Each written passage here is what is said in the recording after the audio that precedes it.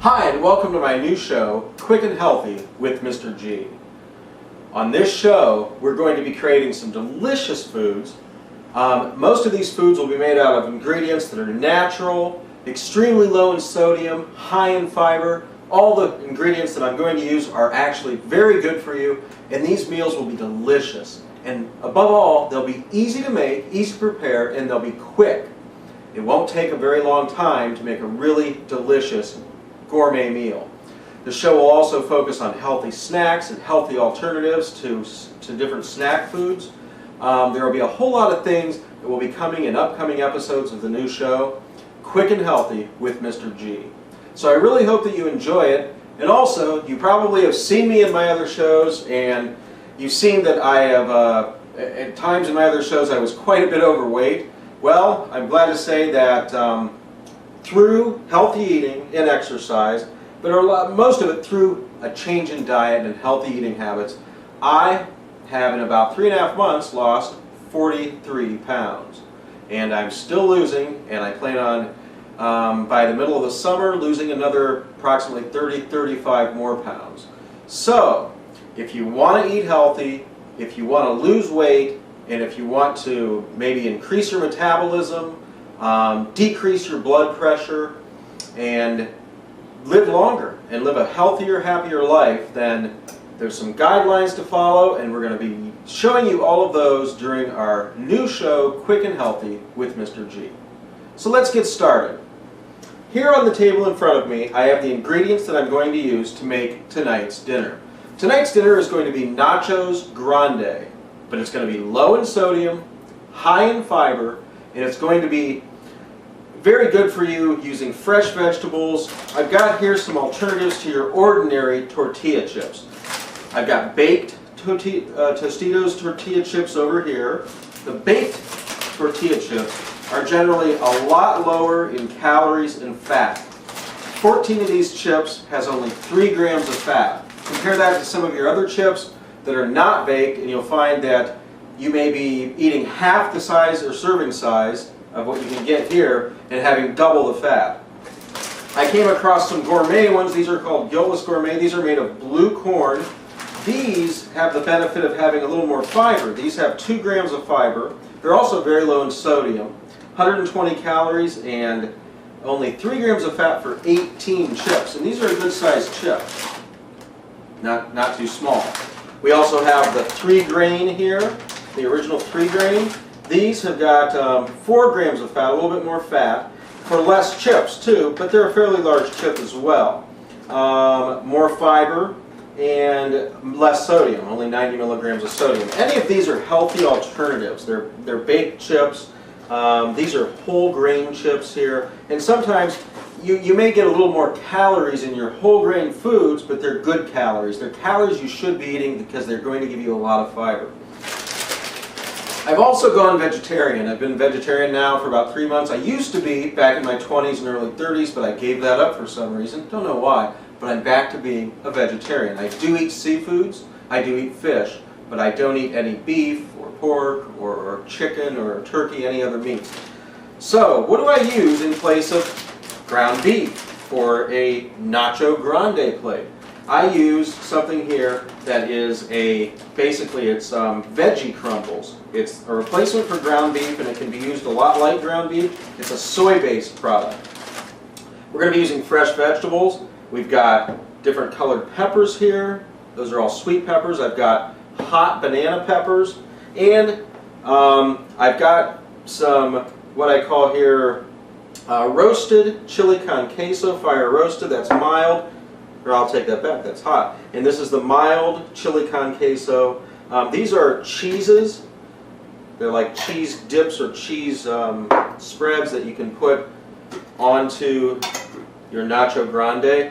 And what's important here is these two are very low in calories. We're talking 35 calories for 2 tablespoons.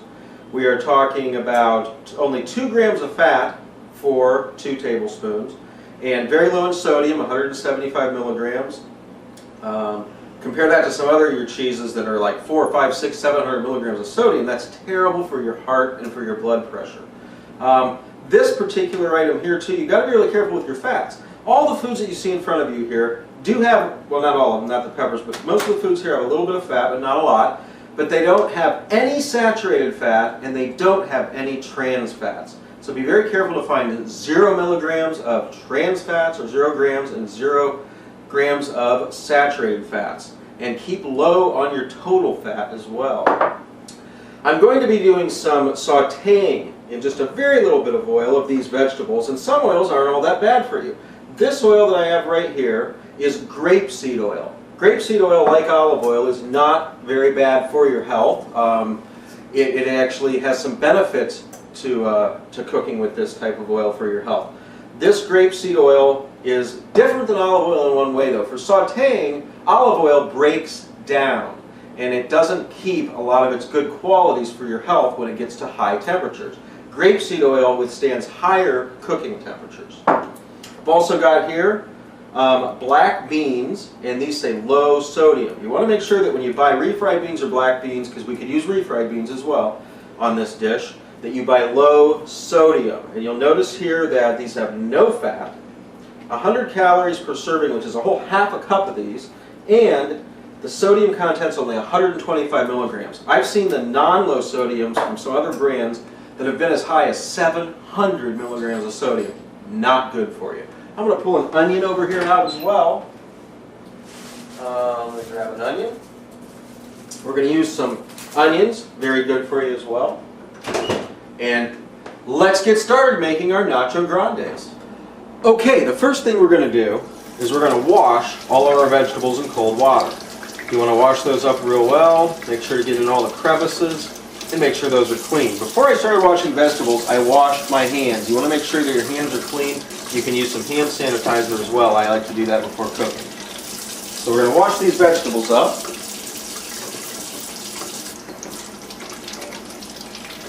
If there's any stickers on your vegetables, make sure to pull those stickers off.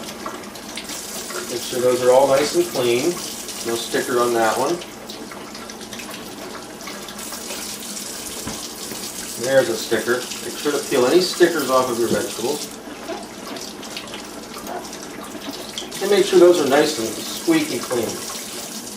After washing our vegetables, we're going to cut our vegetables on a clean cutting board. I prefer a bamboo cutting board, and you need to have a very nice sharp knife. I make sure that my knives stay pretty sharp. What I do is I like to cut very close to where the stem is, the end off of the pepper. At that point you can pop the stem out from the pepper, and you can keep that top part there. And we're going to just start to cut up our vegetables into chunks. They don't have to be real small chunks, they don't have to be real large chunks, just medium-sized chunks. Something like this.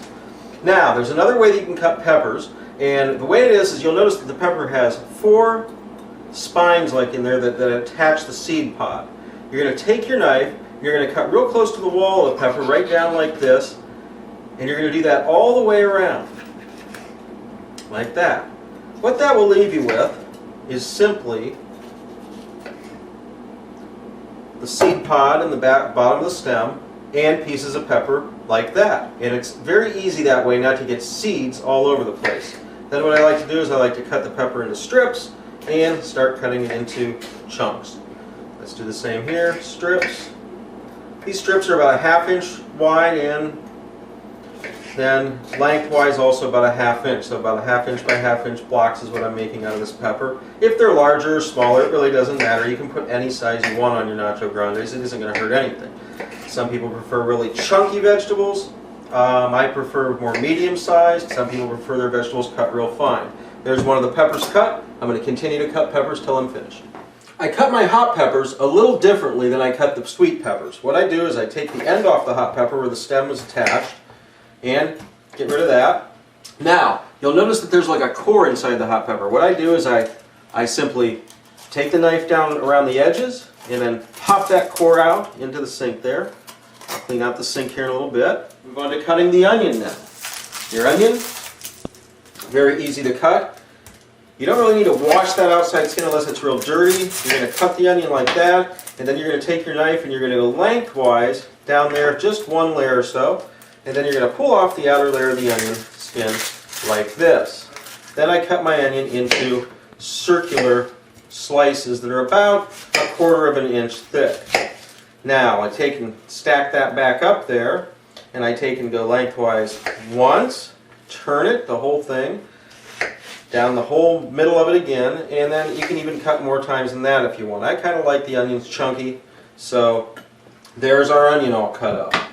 Okay, I've got the peppers and onions cut into small chunks. This first step only took about 5 minutes of total time, so we're going to keep this time. That was about 5 minutes. Okay, next I'm going to open up my can of black beans here. This is a nice easy open can with a pull top. You may need to use a can opener on the can that you bought. And we're going to pour those into a microwave safe bowl that does have a lid that fits on it. Try to get all those beans out of there. Try not to make a big mess like I'm doing. Okay, the next step includes an ingredient that I kind of forgot to talk about. I'm going to be using taco seasoning, which is made with 40% less sodium. I use low sodium taco seasoning mix. You can also just use plain old Mexican chili powder. This is hot Mexican style chili powder. That would work as well, but it wouldn't have quite the same flavor as your taco seasoning. I'm going to get my meat out of the freezer. Again, that is the, not real meat, but that is the what's called veggie crumbles. And you're going to see that that looks a lot like just ordinary meat. We're going to open that package up, maybe. There we go. And we're going to dump that as frozen. We're going to dump that into the microwave safe bowl here. And we don't need probably the whole bag. We're going to use, there we go, probably about half of that bag. So like that, as you can see, about half a bag. I'm going to put the rest of that back in the freezer. Don't want that to thaw out. Whoop. Don't want it to fall out either. Almost fell out of there. Next step, I'm going to take my taco seasoning and I'm going to get a small bowl out of the cupboard over here. And I'm going to pour some water in this bowl till it's probably about, there's probably about 1/4 cup of water in that bowl. I'm going to open the taco seasoning packet and I'm going to dump that into the bowl like that. Now, what you do next is you're going to take your spoon. You can use the same spoon. I'm a big advocate of using a lot of the same utensils for things that you don't have to worry about cross-contaminating because we're not using meats here. So I just rinse the spoon off that I pulled the black beans out of the bottom of that can with, and I'm going to mix up this taco seasoning into this water. Again, that's about 1/4 cup of water. I've got the taco seasoning here. Again, this is just cold water right now, which is fine, because a lot of times powders mix actually better in cooler water than they do in hot water. But once we're done, we're going to take this and we're going to dump it right onto our meat there like that. We'll set that aside. We're going to stir up our meat with that 1/4 cup of water in the taco seasoning. Now the taco seasoning will absorb that water and it'll also make it so that the water kind of gets a little thicker when we start to cook this in a little bit in the microwave oven. A lot of my meals use the microwave quite a bit because when you're cooking with like soy-based meat products, to put them in a hot frying pan doesn't work nearly as well. However, we are going to saute our vegetables as our next step in the hot frying pan. Alright, we're ready to saute the vegetables. I've got my electric skillet set to 300 degrees here on the knob that adjusts the temperature. I'm going to take my grapeseed oil and I'm going to pour into the center of this just a little bit. You don't need much. I actually only put maybe about a teaspoon of grapeseed oil in there. I'm going to roll that around in the pan. You can see that in there. It's not coating the whole bottom of the pan. This is a non-stick electric skillet. I'm going to then take my onions.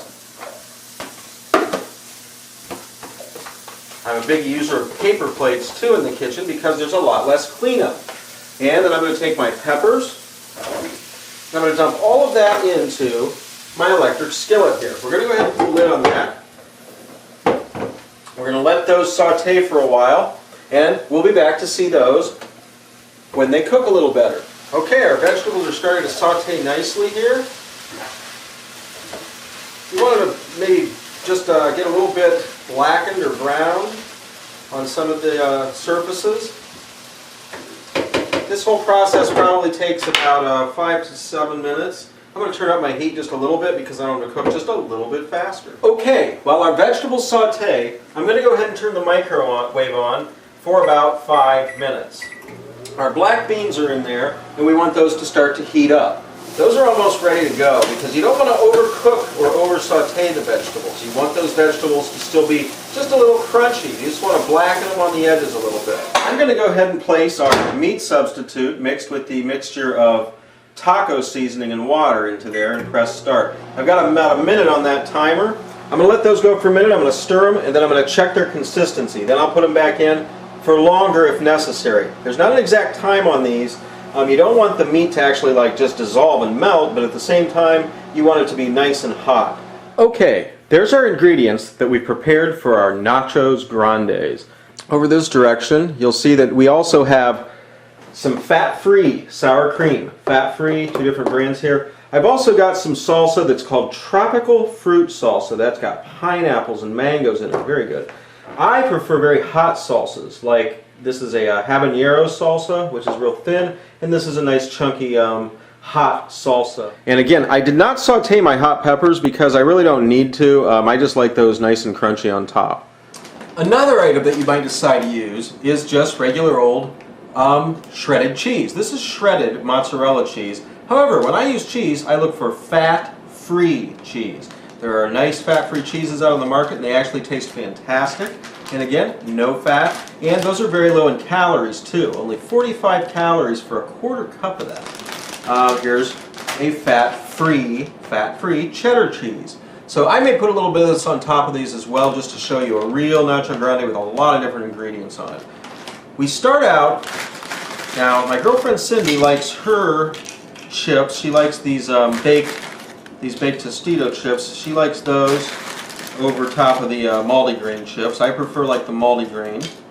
So we're going to layer this plate with these chips like this.